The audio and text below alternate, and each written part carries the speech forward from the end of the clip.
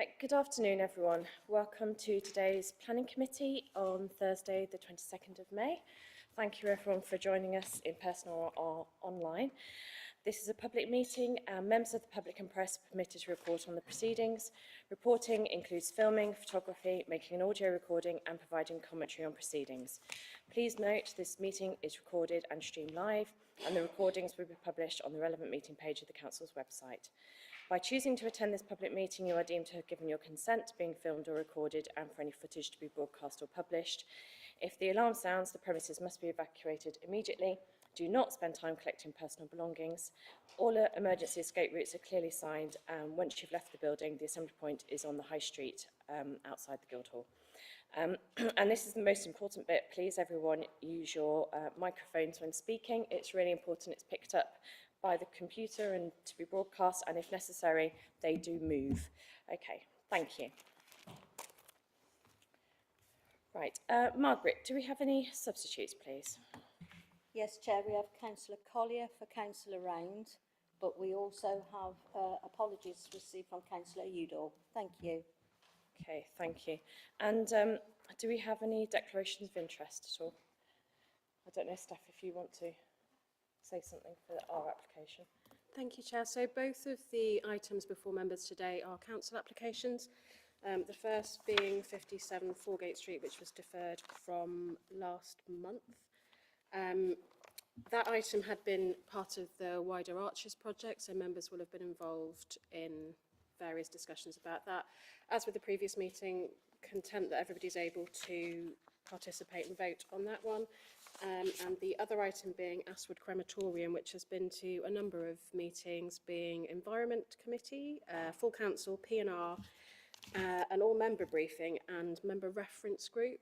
I'm content that the issues that will have been discussed there are not planning issues and don't involve the wider discussion of the scheme. So again, everyone's okay to vote, unless you've got any other declarations to declare. I'm not aware of any. Sorry, Councillor Barnes. I'm on the Semen Crem Committee. It only meets a couple of times a year, but obviously we went to a site meeting about it. I didn't express any particular views, apart from something needed to be done. Thank you. I think that one's fine. Has anyone else got any declarations before we move on? No. Thank you, Chair. Okay, thank you, Steph. Then we've got the minutes of the previous planning committee, which was in April. We'll just go through this page by page. If you've got anything, please shout out. Page 1, 2, 3, 4, 5, 6, and 7. Okay, you're happy for me to sign those off as a true reflection? Yeah. Thank you. And thank you, Margaret, for doing those. We've also got the minutes of the last two conservation advisory panels. They had meetings on the 5th of March and the 2nd of April. And one thing to note is on 57 Foregate Street, the panel preferred the use of a breathable paint. There we go. I think we mentioned that last time as well, didn't we?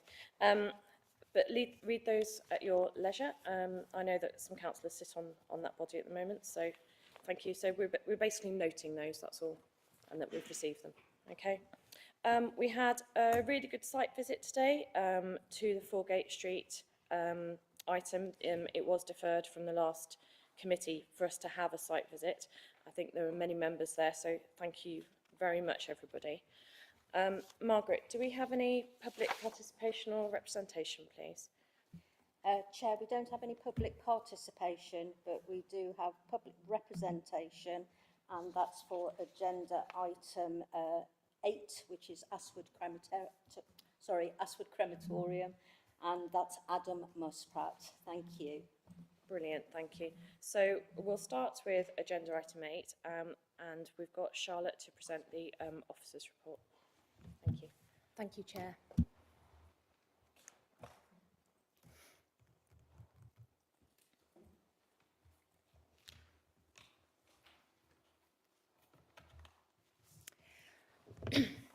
Planning permission is sought for replacement cremators, associated mechanical plant, refurbishment and landscaping enhancements at the Astwood Crematorium. The City Council is the applicant, and in accordance with the Constitution, the application is presented to Planning Committee for determination. I've gone the wrong way. The application site comprises Worcester Crematorium and Astwood Chapel, and the wider site incorporates a cemetery with associated adjoining open spaces and allotment gardens. As shown on the site location plan and the aerial view, the site is located within a primarily residential area, with the route of the Worcester and Birmingham Canal passing to the northwest and the railway line to the east of Astwood Road. The proposal does not include any alterations to the site's access and egress. Notification letters of the application submission were sent by post to local residents, and the application was further publicised by way of site notices. No representations have been received. The site falls within an area of designated green space, and the proposed development relates to the upgrade of this existing community facility, principally to replace the 3 gas cremators with 2 electric cremators, with allied external works to accommodate this. The replacement cremators would not result in an increased chimney height. The submitted scheme also provides for external refurbishment and landscaping. The principle of development is considered to be acceptable and wholly in accordance with planning policies as set out in the officer's report, because it comprises the enhancement of an existing community facility. Acceptability of the scheme is therefore assessed on topic-based considerations as detailed in the report. Comparison of the existing and proposed site plan shows the works proposed within the building and the enclosed yard area to the west of it. The internal works do not comprise development for the purposes of planning law and therefore fall outside of the scope of this application. The majority of the outside yard area, shown hatched and circled in red, would be retained for storage, with a new transformer and electricity switch panel located to the northern section as outlined in green. The proposed block plan indicates the siting of the proposed external works in the enclosed yard and on the roof, along with the dual EV charging points proposed in the existing car park. The elevations show the modest alterations proposed, with minimal increase in size and form to accommodate the plant associated with the electric replacement cremators, and also a refreshing of the building's architectural features with a new palette of materials and finishes that reflect its characteristics, setting and purpose. Due to the position of the building within the site, there would be no impact on the visual amenities of the surrounding area. The eastern elevation is the initial view on arrival, and the proposals are modest and seek to deliver a uniform palette that complements the existing brickwork and surrounding wooded landscape. Comparison of the existing and proposed elevations confirm that the proposal does not include any increase in height to either the building or the chimney. The development proposed in the enclosed yard is shown on the left-hand side of the proposed south elevation. In perspective and in the context of the existing building, this would not be obtrusive and would harmonise with the existing. It is proposed to provide an acoustic and visual screen to the new roof level plant zone on the west and southern elevations. This would comprise brown metal cladding panels. The height of the screen would be lower than the eaves of the building, and due to its siting and design would assimilate well with its overall appearance. The entrance and exit to a summer roost used by a low number of soprano pipistrelles identified during the bat surveys is located on the upper part of the western elevation, as shown on the insert at the centre of the slide. The impact of the proposed development on these protected species, both during construction and thereafter, is a material consideration, and one that the habitat regulations requires all public bodies to have regard to in the exercise of their functions. In this case, avoidance measures are proposed, which is the first option in the hierarchy set out by Natural England. It is proposed to achieve this by carrying out the works outside of the use of this summer roost. A suitably qualified, experienced and licensed ecologist would also be retained to check and provide safeguard should bats be present immediately before the work starts. In addition, a Natural England bat licence will also be required before works can commence. The officer's report explains the interrelationship between the grant of planning permission and protected species licence regime, and concludes that in this case the derogation tests have been met. Post-construction, the scheme proposes additional fixed habitats. and a revised lighting strategy and plan has been provided during the assessment of this application to ensure that it complies with the BAT report specifications. The applicant's ecologist has confirmed that the amended lighting scheme is acceptable. The aerial view shows the varied roof form and degree of deterioration of the materials. The installation of the electric cremators provides an opportunity to refurbish this important community facility. The submission includes the potential for solar panels to be installed, and the proposed roof plan indicates their indicative siting on south-facing roof slopes, as outlined in red. Further details have not been provided in respect of their size, design and finish, and a condition is therefore recommended in addition to those set out in the officer's report. The proposed development is required to provide both planning policy compliant biodiversity net gains, in effect an enhancement, and the more specific and stringent statutory requirement for a 10% biodiversity net gain, calculated using the current DEFRA metric. This calculates the net gains required against a baseline, and critically this must be secured for at least 30 years. These drawings show the areas where the habitat and hedgerow enhancements would be provided. Both areas are within the grounds of the crematorium and therefore within the council's ownership and control. Nevertheless, to ensure that the statutory requirement is met, conditions are recommended to deliver the 10% net gain and guarantee its maintenance. With regard to the 10% net gain for the 9-metre length of existing culverted watercourse on site, it is proposed to purchase credits. This is because to achieve the enhancement on site is considered unachievable. Standing water features such as ponds that could potentially be provided within the site would not offset the BNG requirements for a culverted watercourse because they would not provide an equivalent habitat when applying the metric. Deculverting the section of the watercourse under the road is not possible, and similarly, due to the wider site's historic and current use, this option has been considered to be unfeasible as well. Predominantly, the scheme proposes to retain the vegetation on site and supplement it to enhance both its visual appearance and achieve biodiversity net gains. As shown on the plan at the top left of the slide, a section of hedgerow and group of trees are proposed to be removed to facilitate the proposed Japanese-inspired garden of solace. The hedge and trees to be removed have been assessed as being of low quality, and the replacement planting includes native species and pollinators. Overall, the scheme is considered to provide an uplift in the quality of planting. To conclude, the principle of development is acceptable as it would both secure and improve the key community facility, which is an important social benefit. Overall, the scheme would deliver environmental benefits through replacement of gas cremators with electric and also the provision of abatement. Worcester Regulatory Services have no objections. It has been demonstrated that planning policy compliant and the statutorily required BNG can be delivered and secured by conditions. It has also been assessed that the development proposed would not result in harmful impacts on the green space, the living conditions of local residents, highway safety or air quality, subject to the recommended conditions. A traffic management application would be required for any road closures during the construction phase. The applicant is aware that a traffic management plan will be necessary, and this falls within the County Council's remit as the local highway authority. It is therefore recommended that planning permission is granted as set out in the report and subject to the recommended conditions, along with an additional condition in respect of solar panels. This would require the submission and approval of their details before their installation and compliance with the approved specification. Thank you, Chair. Thank you very much, Charlotte. We've now got Adam. He's the agent for the applicant, which is the CDS group. Adam, you've got 5 minutes from when you start speaking. Thank you. Thank you, Chair. The CDS group are here as agents representing the applicant, Worcester City Council, for this planning application.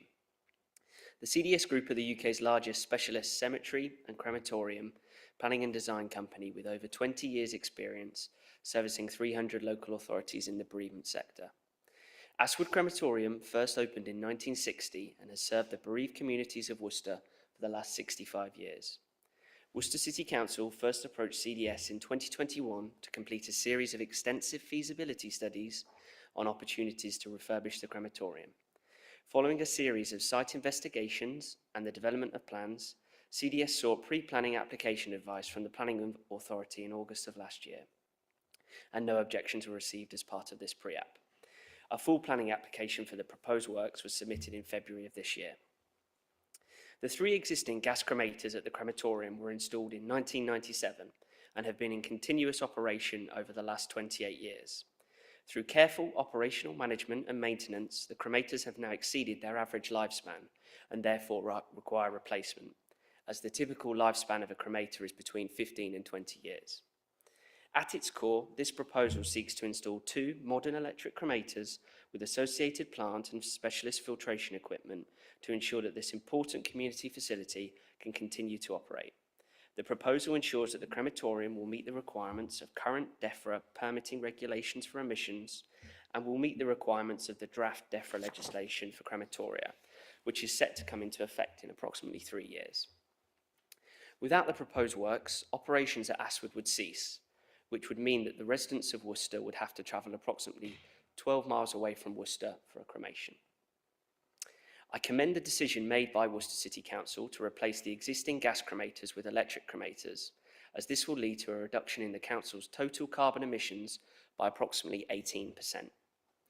By installing electric cremators, Aswood Crematorium will be the second existing local authority operated crematorium in the United Kingdom to switch from gas to electric cremators, with council officers having visited the other site in Lambeth as part of their due diligence work.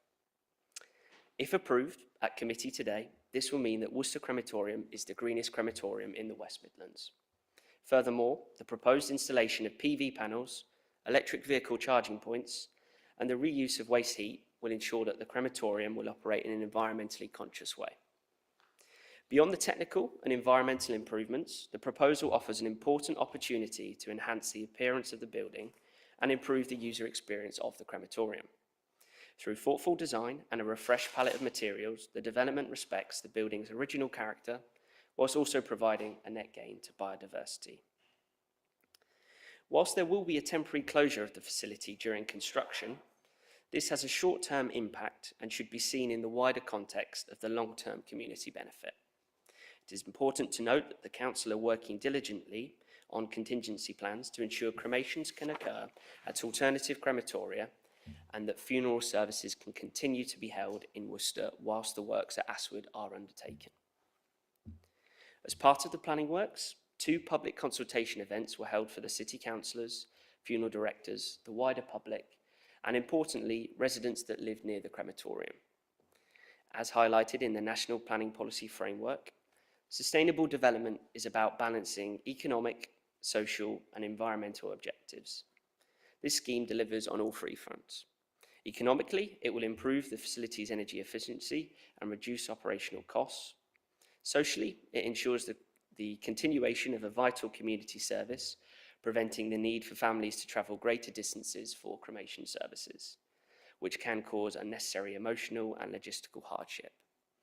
And I've previously referenced the environmental benefits of the scheme. In terms of local planning policy, as noted in the case officer's report, the application is particularly supported by policies 7 and 37, which provide significant importance on the planning of key infrastructure and built community facilities. In conclusion, the proposal safeguards the future of this important local community facility into the long-term future. There are no outstanding statutory or non-statutory consultee objections, and with no objections, I therefore request the committee to recommend this application for approval. Thank you, Chair. Thank you very much. I'll open the floor for questions for the agent, please. Please make sure that they are relevant to the application. Councillor Barnes. Thank you for that. I appreciate you've given quite a lot of extra information, which is beneficial. The gas version lasted 27 years, or is still lasting after 27 years. What do you think the lifespan of the electrical is? Obviously, we don't want to be doing this too often. What sort of time frame are we talking about? That's question 1. And B, if you've got PV solar panels, are we working on batteries as well, or just panels? Thank you for your question. So I mentioned in my representation that the average lifespan of a gas cremator is approximately 15 to 20 years. And obviously at Aswood, we've surpassed that by almost a decade now, or over a decade. The average lifespan for electric cremators is estimated to be between 20 and 25 years. So it does follow that with good operational management and regular maintenance that the cremators would be able to last 20 plus years. So it will be some time into the future before they would require any further replacement. And then secondly, your second question regarding the sourcing of the power into site in order to secure enough power to complete the cremations. As you can anticipate, for a cremation to occur, it requires a significant temperature. It's approximately about 800 degrees in the primary chamber, which is a significant amount of electrical energy that's required there to do that. So unfortunately, with the amount of PV that's proposed, we wouldn't be able to run the crematorium solely off the PV on site. So we have secured, we're in the process of securing additional power to be brought into the site, which will be part of I believe the council are on an electricity green tariff. So any electricity source will be from green sources as well. Thank you. Any other questions? Pat, thank you. Thank you, Chair. Thank you. I did want to ask Mr Muspratt about the solar panels, because we have a paragraph at 7.15 which notes that the emissions from the site currently and what's proposed by way of reduction, it says that nitrogen dioxide is a major emission, and we know that that has serious health implications. I mean, it's epidemiologically implicated in things like Alzheimer's as well as just lung disease and so forth. So we need to achieve the best we can there. With the solar panels that are now proposed, the additional ones, does that reduce those nitrogen dioxide emissions to zero from 50%? Is that what's being said? It won't be the solar panels as such, it will be the new electric cremators that will be installed compared to the existing gas cremators. So by adding in the additional proposed abatement and filtration systems, that will effectively help to scrub waste gases from the cremator. Currently at the moment at Aswood, there isn't an abatement and filtration system, so by adding that in, we'll be achieving a higher standard of air quality. It is also important to note that the regulations, DEFRA regulations, are changing on permitting for cremators in the near future. So this proposal today, if approved, will ensure that the cremators can operate at Aswood and still meet the requirements of this upcoming legislation from DEFRA. May I just come on? Thank you. Yes, the filtration is quite important because we now pay quite a heavy price in credits for the current amount of emissions. So that's really quite useful. Are we actually reducing our carbon footprint with the solar panels sufficiently as well? Are we coming down to zero? So yes, so with the procurement that Worcester City Council have of that green electricity and using that green electricity tariff with the solar panels and by utilising the waste heat from the cremators as well to heat the building, which is a key point that I haven't mentioned yet, we'll be doing everything we can to get the emissions to zero with the site, and we'll be utilising plate heat exchangers on both of the cremators to basically utilise waste heat from them to heat the chapel and the office at the crematorium. Councillor Cross?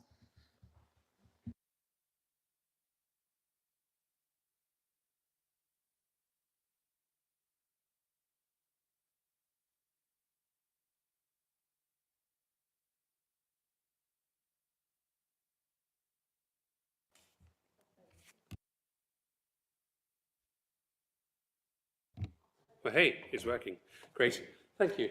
Thank you for the presentation.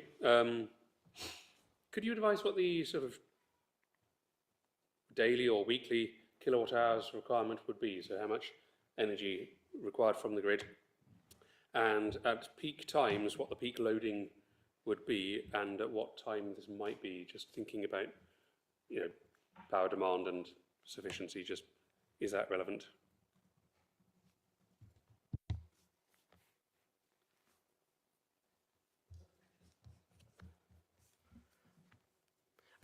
Through you, Chair. In terms of those levels, that's not a relevant thing for planning in terms of the amount of load in terms of the service. What we do know is that the council have looked externally in terms of the grid and make sure that there is sufficient supply within it. So for the planning considerations, it's not a consideration. Thank you. So to confirm that there is sufficiency, so that's grand. And if I had questions about the metal cladding, would that be for the applicant? Sure. Just wondering about the brown metal cladding, whether there's any clarity on what the aspirations are as to what that should be. If this is work to be done in winter, then presumably there are restrictions on certain metals that can't be worked in cold weather. Are we looking at sort of prefabricated panels brought to site, or are we looking at a traditional standing seam, angle seam type cladding onto a plywood backing or similar? Thank you. Thank you. Yeah. As per the elevations plan submitted as part of the planning application, the proposed materials for the roof system and some parts of the stack will be clad in metal cladding, which has a matte brown finish. Selecting the materials and colours kind of to complement the existing brickwork and the established wooded landscape, in particular the purple leaf trees to the south of the landscaped island. I think when selecting materials, our project architect has kind of made their decisions based off numerous factors, which include the workability of the material, the lifespan and maintenance of the material, the visual appearance of the material, the cost of the material, and the thermal performance of the material as well. So all those points have been considered as part of our architect's design development throughout the REBA stages as part of this project.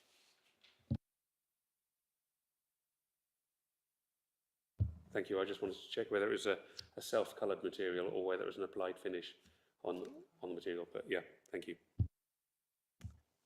Are there any other questions? Councillor Kimberley. Thank you. I was just curious, really, and this is thinking very far into the future, really, when it comes to replacing or end of life of an electric cremator, are there any different challenges in replacing an electric versus a gas cremator? I also wanted to ask a little bit about the lifespan.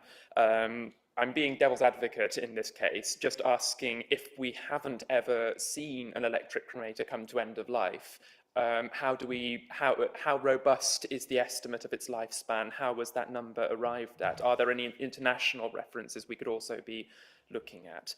Just in the spirit of understanding a little better. Thank you. Sure. So just in terms of the robustness of the lifespan point of view, sometimes I like to think of cremators as kind of a similar fashion to almost train tracks, actually. If you think about train tracks, when they're hot, they expand. When they're cold, they contract. And obviously that causes problems in the winter and the summer. And with gas cremators, you turn them on and you turn them off. With electric cremators, it's a slightly different way of thinking. They're kind of always on. They'll be operating at tick over. So there's less of a contraction in the refractory within the cremator itself, which means that we anticipate that there'll be less requirements for a reline of the refractory inside the cremator. But you are correct in saying that we haven't seen past kind of the 10-year point as to how the electric cremators hold up. But because of that factor, it is estimated that their lifespan will be slightly longer than the gas cremators. And in terms of your first question with regards to the challenges involved with replacing an electric cremator, I think quite a lot of the difficulties with installing electric cremators are some of the facilitating works to actually bring the cremators in. So two key points that the project team at the council have been focusing on is securing the additional electrical capacity to site to ensure that there's enough power for the cremators to operate, and then also ensuring that the foundations, the slab underneath the cremators, is of suitable load-bearing capacity to support the weight of the slightly heavier electric cremators. So the electric cremators are a little bit heavier than the gas cremators. So it is anticipated that in the future that potentially both the loading of electric cremators and the weight, the electrical loading and the structural loading will be could decrease in the future. So therefore, kind of the facilitating works that have been done to date should suffice in the future. Great. I've got a couple of questions. On the plan, I can see that you're changing a window, and I think that's the window for the main area where the services are held. Are you taking out the existing window and putting in a whole new one, or are you just adding another bit to it? Yes, so the chapel window, we are altering that. We are extending that slightly in order to try and bring more natural light into the chapel. But that also links into the works that we're doing in the Tranquility Garden area, or the Japanese garden. It's referenced in some of the plans and documents. And our vision there really is to have that kind of bring nature into the chapel and offer people somewhere else to look at during the service. Sometimes it's very painful for people just to be staring at the catafalque with the coffin. So it offers people, by looking to the right-hand side in Aswood's Chapel, just a quiet moment of contemplation that they can just reflect away and look at the garden that we're installing. And by increasing the size of that window, it should bring more natural light in. Great, thank you. Councillor Kinsley? Thank you, Chair. Just picking up on that point about the garden, and it sounds a lovely idea to have that garden and a slightly larger window. Have you decided on the sorts of species that you'll be putting into that garden? Thank you. Yes, we have decided the type of species. I believe they're noted on the plan. It's ornamental planting and some perennials there, as well as some other items. I haven't got the plan open at the moment, but they are noted on the key of that plan.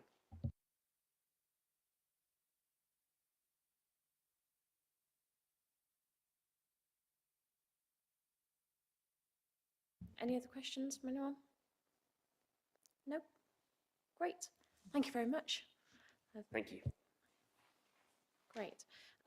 So do we have any questions for officers, please? Councillor Kinsley. Thank you, Chair.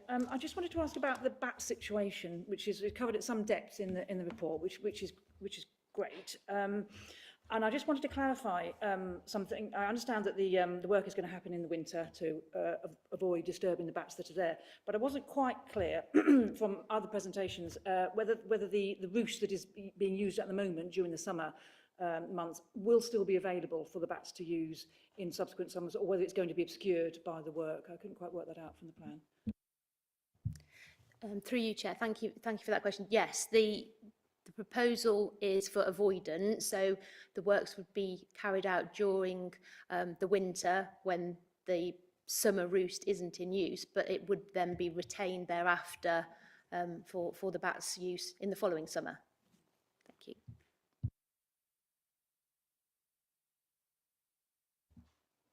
Anyone else got any questions? Any clarification needed? No?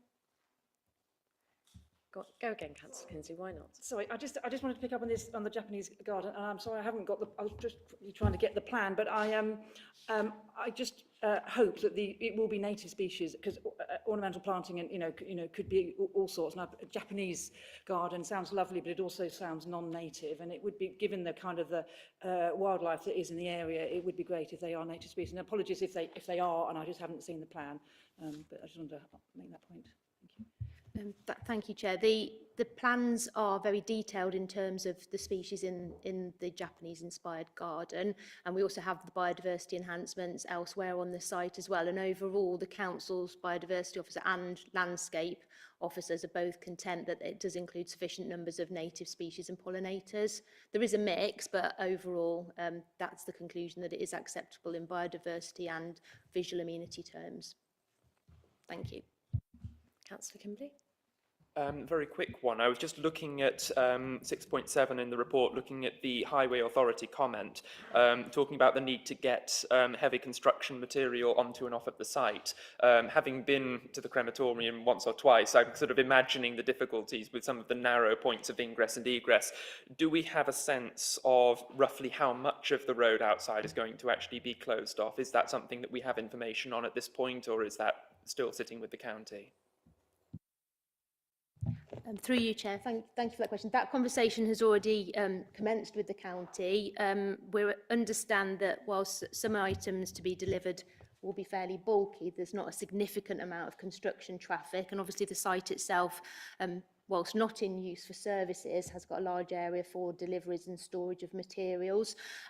It's detailed in the report that the County Council are now content that this can be dealt with by way of a traffic management application, and that will involve consultation with local residents where any closures are required.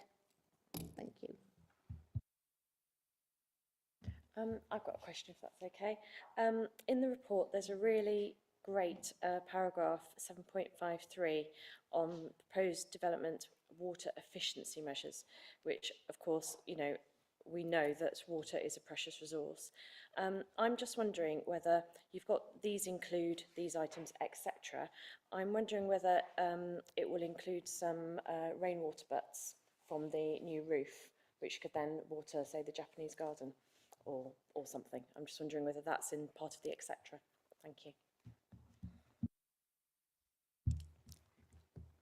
Thank you, Chair. I don't know the answer to that question, so we can look at that, and if members consider it's appropriate, we could add an additional condition requiring that any other additional surface water, I guess, could be to water butts, but the land drainage officers have advised that they are happy with the drainage strategy that has been submitted because it doesn't alter the existing situation, but if it's considered critical.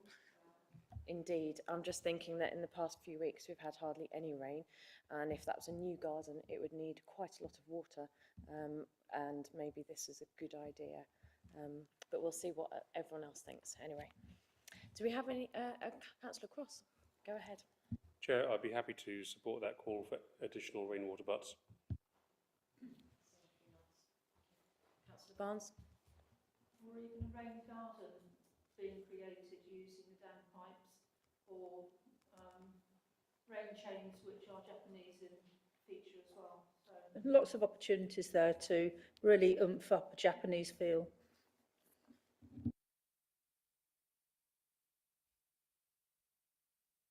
Any other questions, or do you want to move to the debate? Councillor Agar. Very briefly, Chair, I don't think it's in the report, correct me if I'm wrong, but we did discuss something about lighting by the cycle stall. Oh, we did, yes. Yes, and this is because the cycle shelter on the site at the moment is quite tucked away in the garden, and if you are there in the winter and it's dark early, you can't actually see it. Thank you.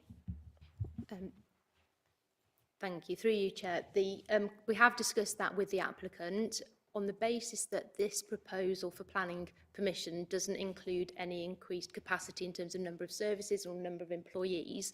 There isn't a planning policy that we could hang a requirement for either improved cycle storage in terms of capacity or lighting. But we have raised that with the applicant, and from an operational point of view, the council could consider as part of the overall refurbishment of the facility an upgrade in terms of lighting. So I think that's best left with the applicant. Thank you. Great, thank you very much. Bat friendly, of course. Councillor Kimberley. Sorry, I'm being cheeky coming in for a second bite at the apple. I should have asked this question while we got the agent on the stand, but I'm just curious really to ask, from an operational point of view, how does the facility have any battery storage on site, or how does it operate in the event of a power cut? Does it lead to any loss of operational ability? I'm imagining that it is made robust in some way. I don't see anything in the plan. I'm just really going after my curiosity, hoping that you can sate it. Thank you.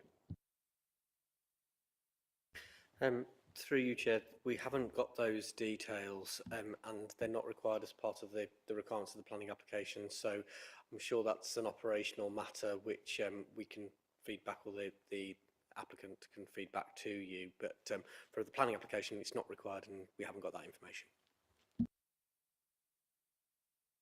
Sorry about that, Councillor. Any other questions, or should we move to the debate now? Yeah. Would anybody like to kick us off? Councillor Cross. I'd love to move us on to debate for this. I think it's a really positive step. We've heard how the emissions will be reduced, and the lifespan will be, well, the service will be provided and maintained, otherwise it'll have to stop at some point soon. And happy to propose that this goes ahead. Thank you very much, Councillor Cross. Is that a proposal? That is. Right. Should we hold that for a moment? See if anybody else wants to comment on the debate. Councillor Kimberley. Thank you, Chair. I feel, having asked a devil's advocate question, I should be fairly upfront and say I really like the proposal, actually. I think my only objection to the entire report is that there wasn't a picture of the soprano pipistrelle, which is an adoring, fetching thing, and if you haven't looked it up, I definitely recommend looking it up. It is a lovely little bat.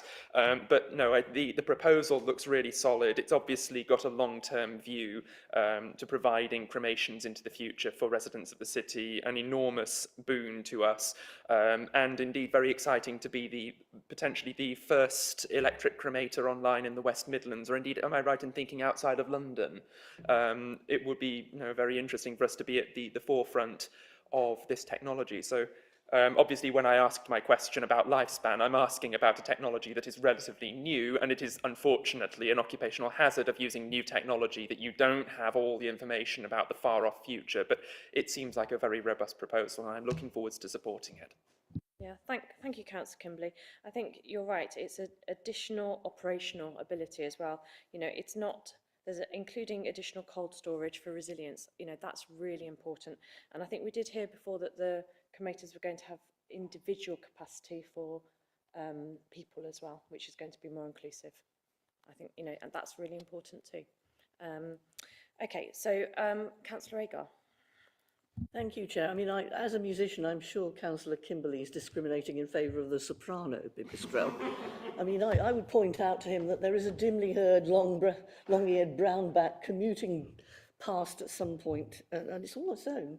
But we do seem to have quite a lot of different bats, various pipistrelles and so forth, and they're clearly well provided for. And seasonally as well. So I'm really quite pleased to see that, you know, we've got all of that in place and we're obeying all the sort of relevant legislation there and regulations.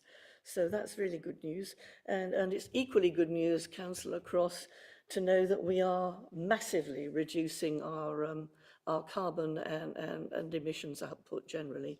I mean, this has got to be a win-win all round, I think. You know, and the landscaping and everything seems to me to be entirely desirable. So, yeah, let's get this done. Great, thank you. I mean, one other creature that I'd like to put a bit of a nod to here is I know there was a survey done at the crematorium, I think last year or the year before, done by someone. They found 24 different species of butterfly. It shows you how important the biodiversity on this site is, actually, and how brilliantly actually the site is being maintained for biodiversity. And so this is actually going to really boost it even more. It's very positive. Councillor Rudge. Thank you, Chair. One observation, one question. My observation is that I was surprised the life of the cremator is not longer than that. I know we talked about it briefly already, but I thought it would have lasted longer. And I've got no idea how much it costs to replace, but I mean, presumably it's not exorbitant to replace an electric cremator after 25 years. Perhaps the price has come down. That's the observation, really. The question is, I'm always interested when people talk about putting in bat boxes and bird boxes, whether the aim is to create an environment for new species, or whether we're saying the species that we've got there at the moment don't have enough places to nest.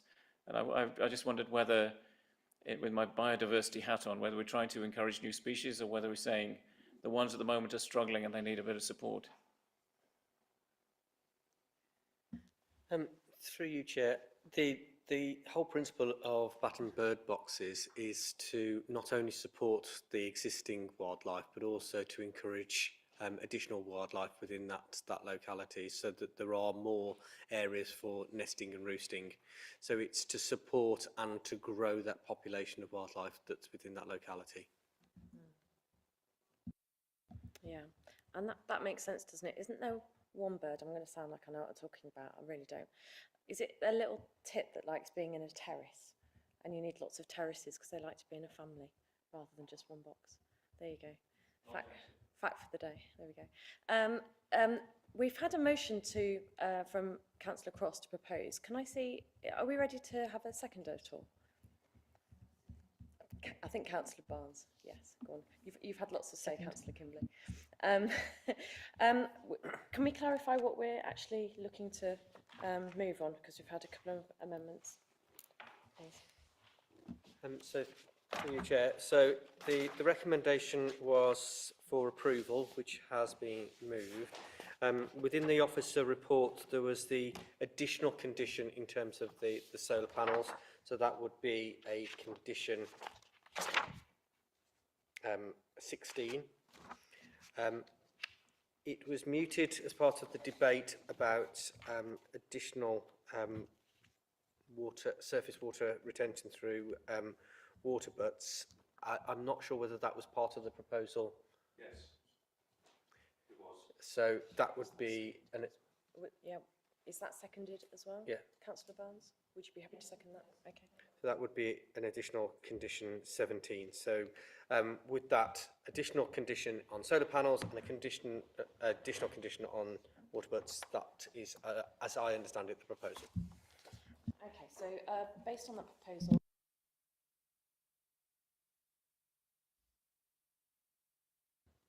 oh gosh, that's unanimous. Thank you very much. Wonderful. Thank you very much. Right, we'll move on to the next item. Gosh, that's a very positive thing, isn't it? What a positive application. Thank you very much, everybody. We've now got number 9. This is 57 Foregate Street.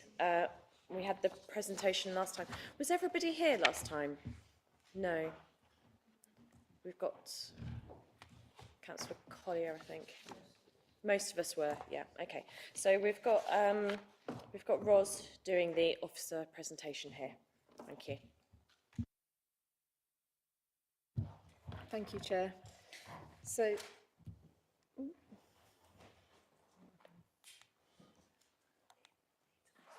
this application relates to a Grade 2 listed building located within the historic city conservation area, close to its junction with the Foregate Street and the Tithing. Number 56, formerly adjoining, has been demolished under planning reference 23002584, resulting in opening a through route down to the river alongside the railway viaduct, but also exposing the flank wall which forms the basis of this application. The application works are to be carried out by the City Council to make the building good, following the demolition of the adjacent site. So the proposals seek to remove paint from the brickwork and the erection of a stone plinth at low level, decoration of the existing render brickwork to the side elevation, extension of the post and rail balustrade fence, and to provide timber cladding to match the existing. So the proposed new 15cm high stone plinth, the rendered and original brickwork section at low level have been considered under policies SWDP6 and 24 and the MPPF. The works are considered appropriate and provide a solution protecting the building from surface water associated within the new walkway. The extension of post and rail fencing to the flat roof is considered that proposals are minimal addition that will not result in harm to the listed building, subject to approval of materials through an appropriate condition. The extension of the cladding in timber is considered to be a necessary step. The use of high quality, sustainably sourced timber and appropriate finishes will ensure durability while respecting the historic character. Works are considered to be appropriate. The removal of the non-breathable paint that has been previously applied to a section of the brickwork is encouraged to allow historic fabric to breathe and prevent moisture retention. The extension and the decoration of the existing render and brickwork to match the existing. The render will be extended up into the window height, the lower windows, up to the edge of the windows. And this proposal includes the use of breathable paints or lime wash to maintain the integrity of the historic fabric. The proposals show the retention of the ghost writing, which is considered to be an acceptable approach. This application was presented at Planning Committee in April and was deferred with members requesting more details on the type of finish, exploring the options of carrying out no works, clean the brickwork, decorated brickwork or full decoration through a mural. In addition, exploration of an anti-graffiti approach for each option was sought. A site visit was also requested, which was taken place today. Discussions have taken place with the Council's Property Services team, with consideration being given to all the potential options for the redecoration of the wall. However, the applicant has requested that the proposals to redecorate the side elevation are to be reconsidered without any modifications. It is therefore considered that proposal to the recently exposed side elevation of number 56 Foregate Street would better reveal the original historic nature of the listed building, the removing of non-original fabric from the building and the replacement of new materials in places and retention of the original fabric and others would have a positive impact on the heritage asset and the conservation area. It's considered that proposals comply with the requirements of policies SWDP 6 and 24, and therefore approval is recommended subject to conditions set out in the officer's report. Great, thank you very much, Ros. At the last meeting, we had some clarification, and I just think it's worth making this really clear, if you could. It's about the party wall agreement and exactly what work is part of the party wall agreement and what is it of this, if that's all right. Do you want to do that, Paul? Yeah, thank you. Yes, through you, Chair. It was clarified at the last meeting, but also further clarification has been sought from the Property Services Manager. Essentially, the works that are required by the Council as part of the Party Wall Act and the Party Wall Agreement for the removal of the building that was demolished and the making good consist of the fencing, so the balustrade. It relates to the cladding and also to the plinth to the bottom. The redecoration or the application of any finish to the walls is not part of the party wall agreement, but it is something that the property services team are pursuing on the basis of improving the visual appearance of the side wall, but it's not a requirement of the party wall agreement. Does that make sense? Councillor Kinsey, you're looking confused. Sorry, I am a little bit confused as to what exactly our decision today is going to be about then. That's what I... Through you, Chair, and sorry for any confusion. The question was about what's required under the party wall agreement.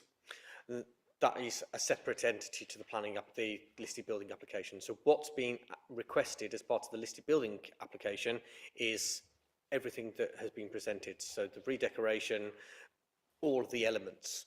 But it was just very clear in terms of what the council are required to do and what the council would like to do. Councillor Cross. Thank you, Chair.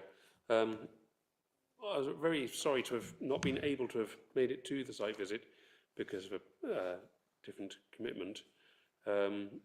And what I would like to know is, for the benefit of anybody else who was in a similar position, unable to come, what condition are the bricks in? How stable or solid are they? Because that would be helpful. Through you, Chair, although not a surveyor by qualification, the bricks as they exist, in my personal opinion, aren't in the best view. They are standing up at the moment, obviously. There are some faces that have fallen away, but in the main, they are being held and they look in a reasonable state. My personal opinion, again, is that I'm not sure what the cleaning process would do to those or of how they would deteriorate going through cleaning. But that's where the specialist contractor would be able to provide advice. And you'll notice within the report that a condition is requested for the methodology of that cleaning so that we are absolutely sure in terms of how that's going to be done. But in terms of, are they pristine bricks? No, they're not. They are certainly different in terms of the quality to that which to the building to the right-hand side. Thank you, Dave. May I just double check? What I was asking for is, but not expressing terribly well, are there many bricks whose baked or harder finished face surfaces where they have spalled away? Are there many that have spalled? There are some that have done that, yes.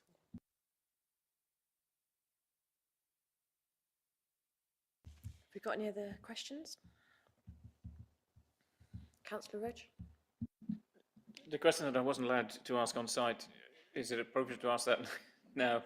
Excellent, good.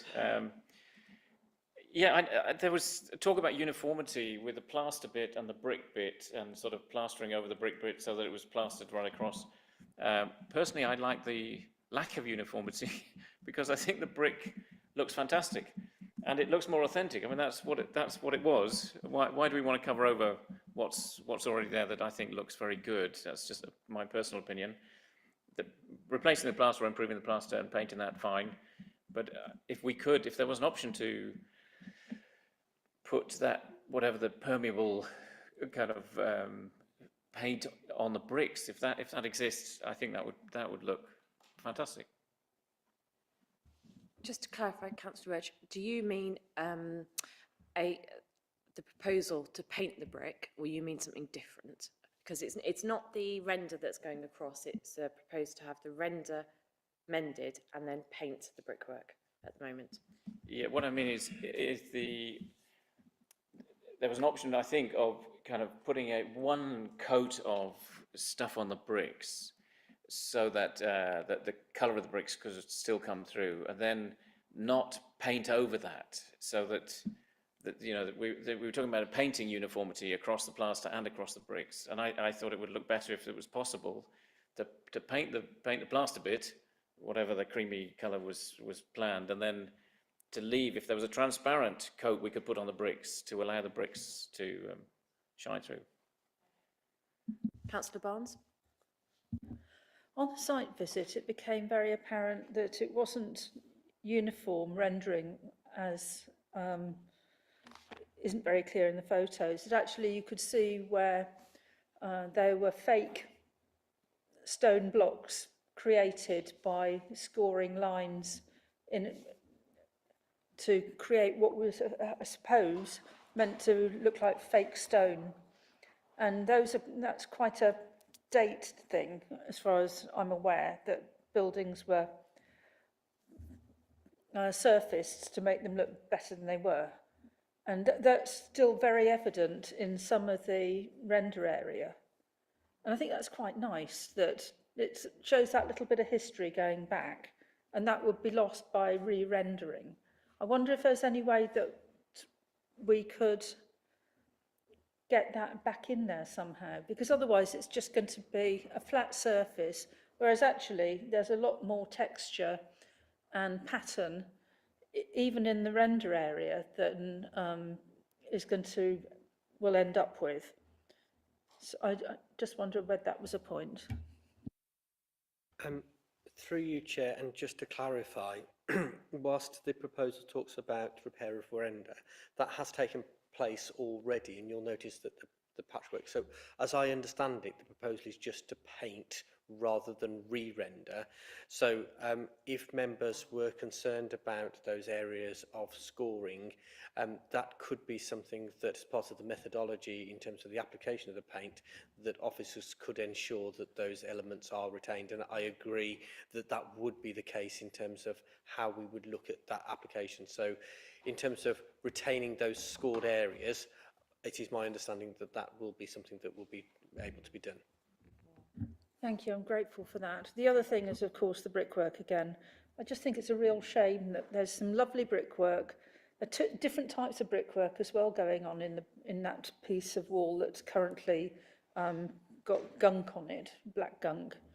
Now, there's obviously an area of wall where they're much smaller bricks, maybe Georgian bricks, and then there's Victorian bricks a bit higher up, and there's all sorts of interesting patterns related to that.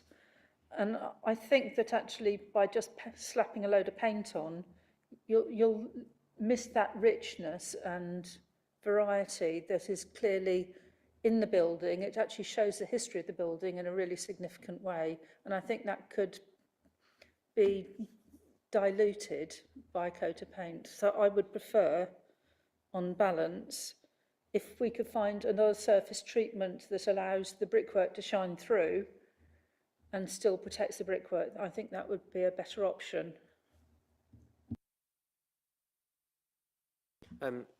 Through you, Chair, in terms of the proposal is what's before you. So I think probably to continue with the debate, and we can then provide advice in terms of how that goes forward. But in terms of what's before you is the application of a finish onto that. In terms of providing other solutions, the brickwork as it exists at the moment doesn't actually require anything to be done to it, either to secure it, either under the party wall agreement or going forward. The brickwork can be as it is. Should it deteriorate, it would be a matter for the building's owner then to do that. But in terms of the City Council's obligations, there's no obligations for us to do anything to that brickwork. The idea is that it is providing, as we said at the beginning, that overall visual appearance as you walk down that alleyway. And obviously there has been opinions already expressed in terms of whether they agree with that uniformity or not. Can I just clarify something as well? On the site visit, we noticed some details on the wall, some 2 round areas and an S-shaped feature. Can you say what the proposal is for those, please? So, through you, Chair, at the moment, there is no proposal on the listed building consent for providing any works to those areas. It was clarified by the Property Services Manager that they won't be painted over.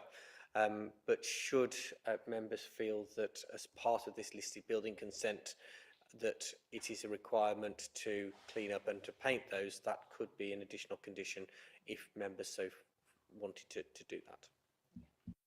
I think there'd be a certain merit to those being more uniform, certainly. Councillor Cross? Thank you, Chair.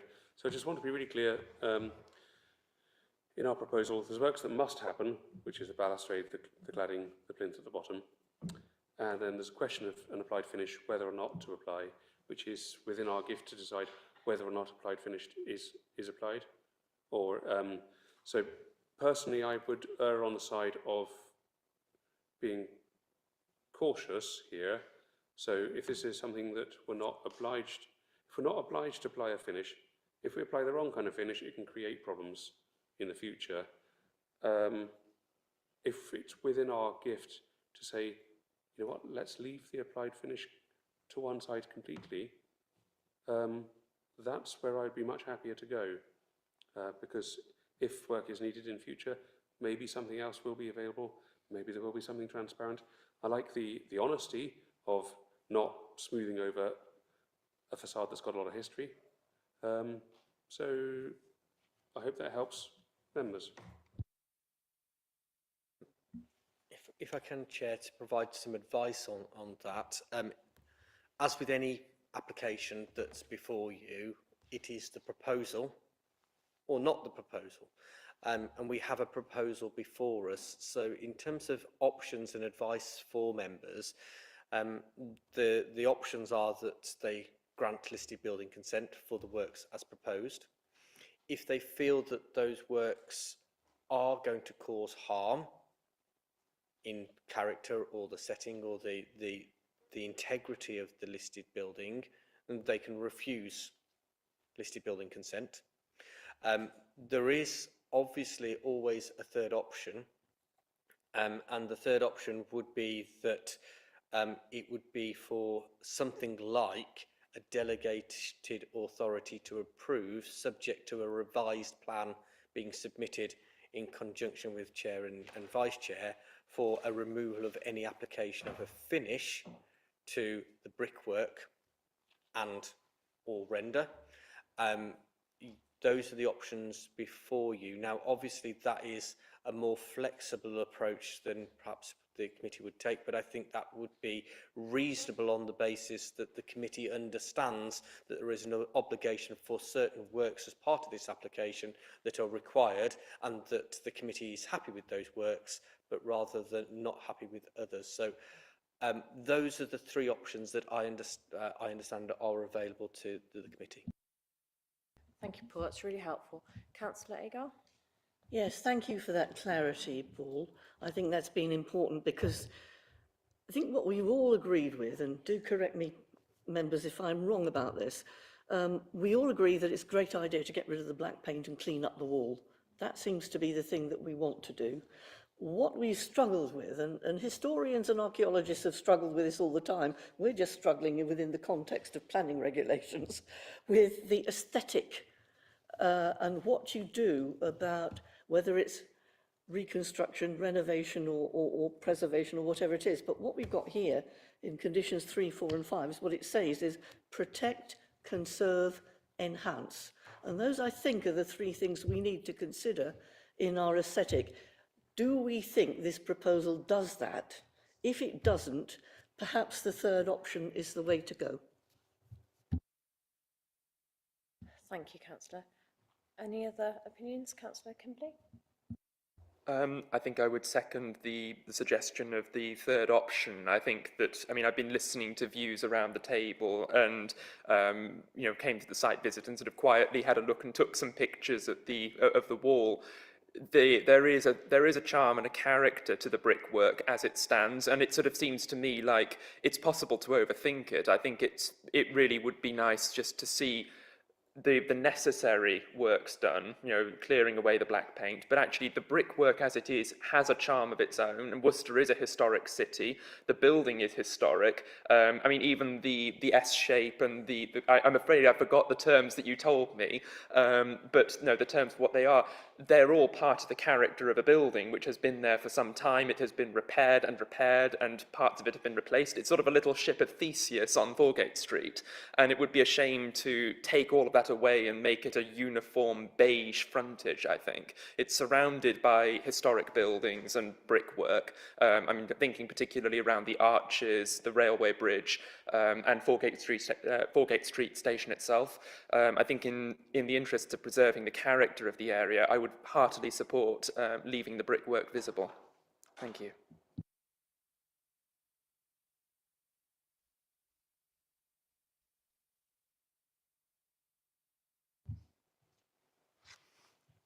Through you, Chair, it's been really helpful to understand the concerns that certain members of the committee have and how you are approaching this in terms of those elements of the listed building consent application that you feel comfortable with, and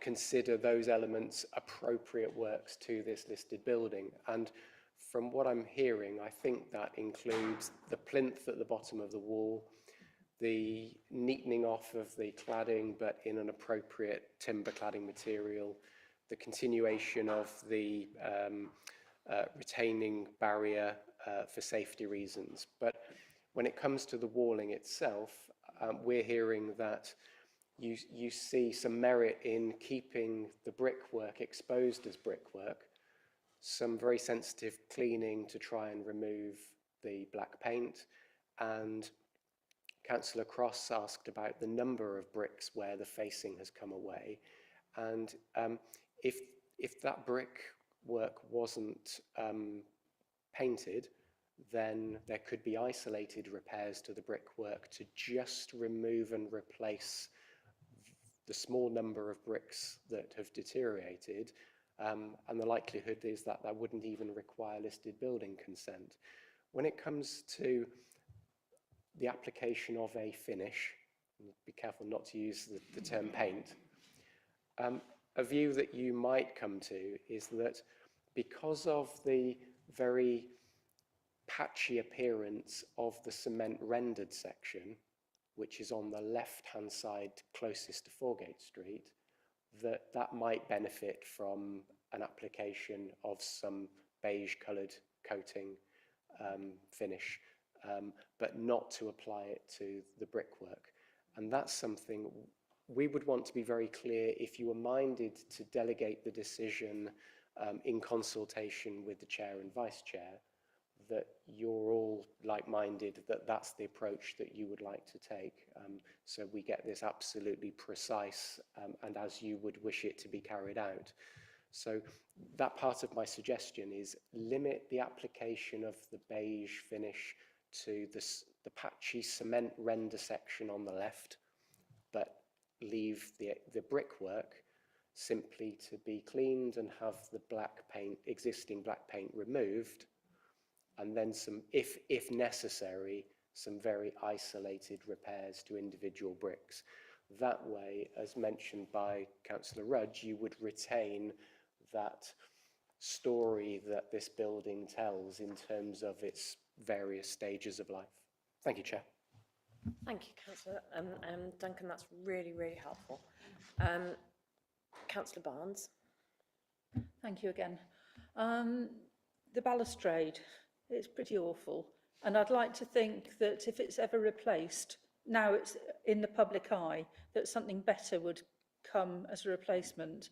Maybe something that reflects what's happening on the other side, where there are iron railings on the railway, and that would also go in with the S-shape support in the wall and the two round supports in the wall. So something metal and black rather than rather tacky wood would fit in a lot nicer in that area.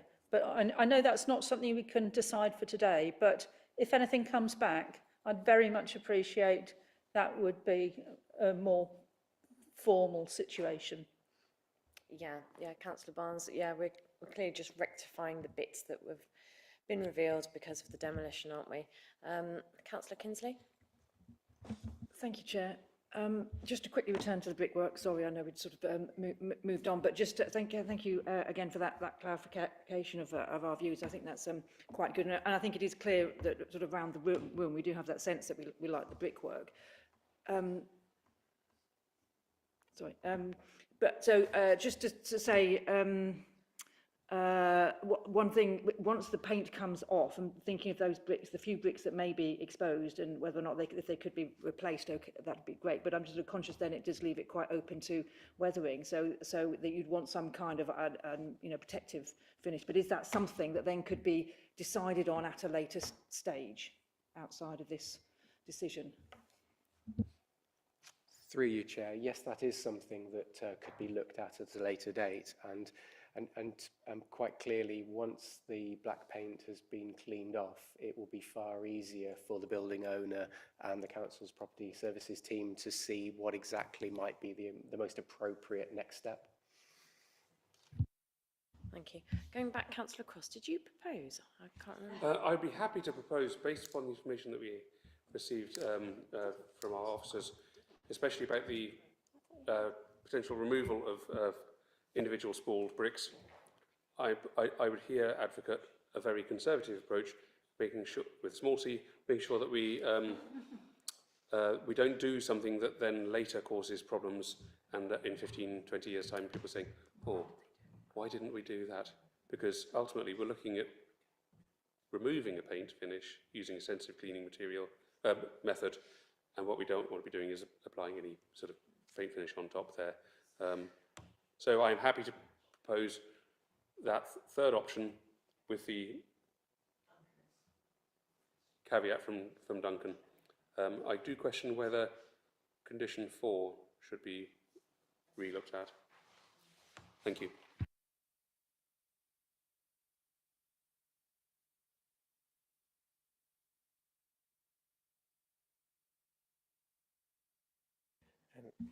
Through you, Chair, I think that's a fair point. So as part of that delegation to approve would be also a review of all the conditions to make sure that they were appropriate to any amended plan, and that would be to Chair and Vice Chair as well. So it would be a set of conditions and a revised plan that would be sent to the Chair and Vice Chair for consideration to dissolve that delegation. Paul, can you just completely clarify, therefore, what the motion then that we would be voting for? I think that'd be helpful. I'll try. Thank you. So, members, as I understand it, it's a recommendation which is delegated authority to the head of planning, subject to consultation with Chair and Vice Chair, subject to a revised plan being received for the application of a finish to the rendered part of the building only, along with the elements that are required, which is the balustrading, the fascia and the stone plinth. And I believe that's and the painting of the tie bars in part of that proposal. So subject to receipt of that, along with any amended conditions that are appropriate to the revised plan, and I believe that is the proposal. Okay, so based on that, do I have a proposer? You're happy? So can I have a seconder? Councillor Kimberley, because you did want to do that last time, didn't you? So are you happy to second that based on everything Paul said? I'm not going to repeat it. Yes, I want to second what they so eloquently said. Absolutely. Very well said. Okay, based on that then, can I see all hands in favour of the proposal that Paul just said? Thank you.